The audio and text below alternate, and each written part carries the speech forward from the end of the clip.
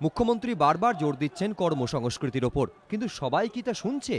কয়েক পশলা বৃষ্টিতে গুমোট আবহাওয়া একটু কাটতেই অফিস টাইমে জমিয়ে পিকনিক করতে দেখা গেল শ্রীরামপুরে পূর্ত দফতরের কর্মীদের। একেবারে কাজের টেবিলে পাত পেড়ে খাওয়া।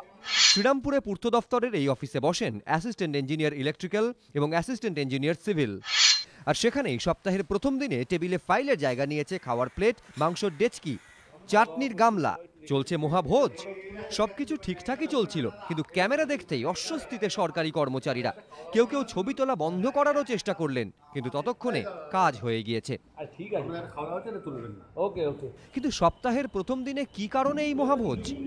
আধিকারিকদের সঙ্গে যোগাযোগ করা হলেও উত্তর মেলেনি। তবে কানাঘুষ হয়ে যা শোনা গেল তাতে প্রত্যেক মাসেই নাকি একবার এই ধরনের আসর বসে। আর টাকার উৎস সেটা না হয় গোপনই থাক। সৌরভ বন্দ্যোপাধ্যায়, এবিপি আনন্দ, হুগলি।